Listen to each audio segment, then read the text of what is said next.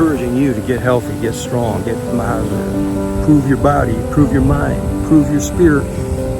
Become vegan. I transition people from some of the most horrific diets on the planet Earth. A lot of these people are on cancer, have cancer, a lot of them are very sick, and I have to slowly transition them. Some people can go full turkey, right off the bat, wham, to a raw food vegan diet. So I want to emphasize, my diet is at least 50 to 60% raw.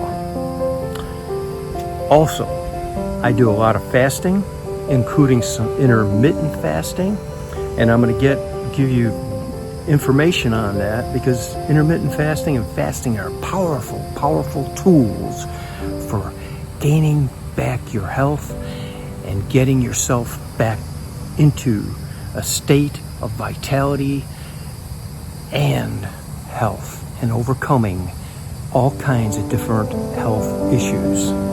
So when you watch some of my videos, I keep emphasizing that some of the cooking videos or transition videos. I'm going to be going through a lot of these videos to help people become vegan and to get them off of some of the most horrific diets on the face of the planet Earth. So I'll be showing those, and then I'm going to progress to healthier and healthier until I get to the raw food state. Now, I also mentioned that I've been through Hippocrates program twice. I advocate that it's a really exceptional program. Not everybody can afford it. It's not a cheap program. And when you sprout certain grains, you eliminate some of the problems with the gluten and also the enzyme inhibitors. There's a good book by Dr. Howell that I got along maybe about 30 years ago, who researched enzymes, and enzymes are very powerful tools for improving your health. So I also show videos with pasta in there, and if I eat pasta more than a certain time per month, I can feel it. And I probably have a certain gluten, I don't even know if it's gluten intolerance, but I don't consider that a healthy carbohydrate to do on a steady basis. But when you're transitioning, people are eating stuff like that every day on top of, they're eating donuts, they're eating processed foods that include grains, and pasta is like one of the least harmful in a sense. And you'll notice that I replace the quantity of pasta with a lot of different vegetables. So as people get acclimated eating more vegetables, you barely have any pasta in that dish, and essentially they can practically eliminate it or add a higher quality to it.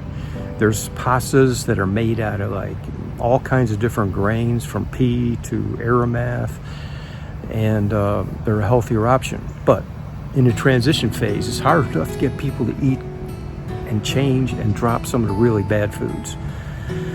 Some of the worst foods obviously are fast foods, when you go and get the greasy French fries, but even worse, I think, are the soda drinks.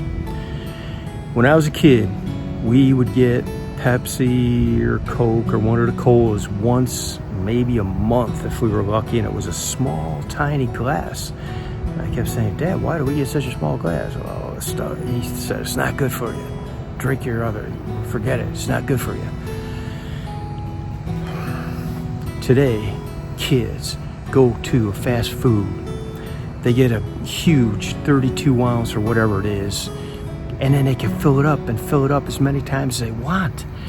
Some of these people are drinking gallons of this stuff in a day.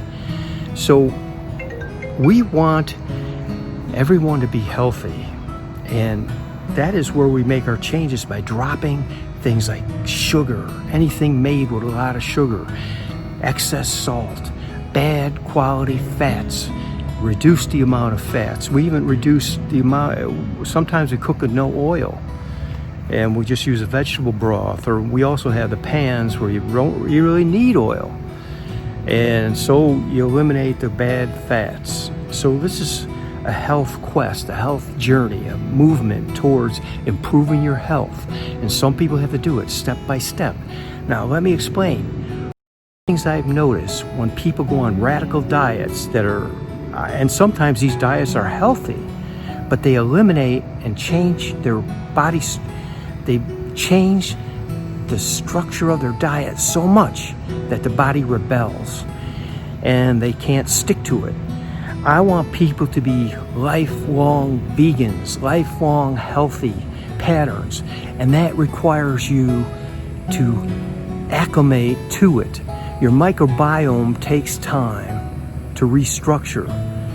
And some people become vegans. They become a vegan for a year or two, and then sometimes they drop out because they're not eating healthy vegan, or they didn't adapt to it properly. 99.9% of the times they're not eating healthy vegan food. And that's the difference. Way I do it, if somebody's really, really sick, they have cancer, and I've helped a lot of people through this, assisted them. I don't charge, but I have the Cancer Underground, and I help people overcome the effects of cancer and how to heal themselves from this deadly disease. So in that case, yeah, we do everything we can to immediately move them to a healthy program. And that includes more nutrient-dense foods, easy to digest foods, lower sugar capacity, and a lot of enzymes, a lot of raw foods. They need to start doing this. Okay, but the average person can do it slower and have more time in most cases to do it in a way to where they do it as a lifetime, to where their body, they don't even know they transitioned. It's not that difficult. Same with exercise. A lot of people, I see them, they join a gym, they even hire a personal trainer. Personal trainer gives them this extremely insane workout, and I see it all the time. Half these personal trainers aren't even healthy. Half of them, there's a large percent that don't know what they're doing. There's a large percent that are good. I've seen some give people programs that I couldn't do. I wouldn't want to do because it's not balanced, it's not working right. You got to remember, I'm a martial artist and I teach key exercise and meditation. And in that program, I want you to develop functional muscle. But here's the thing. It takes time for your body to acclimate to exercise. And people that go gung-ho, you're depleting certain nutrients in your body, you're stressing your body, and that's why some people a week later, 2 weeks later, or 2 months later, 6 months later, they quit. If you start exercising slowly and build it into a daily habit, your body acclimates, there's no necessary rush. If you do this right, it becomes such a habit, your body does it with grace and ease, and you feel good, and you do it for a lifetime.